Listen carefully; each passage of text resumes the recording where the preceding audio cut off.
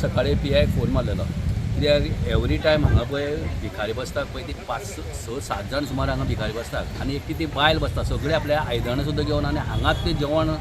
जेवता आनी ते सोरो घेवन पितात आनी तुमी सकाळी सोमारा आयल्यार कळटलें तुमकां कितें तें आनी ती कशीच सांगल्यार हालनाका हांगसरली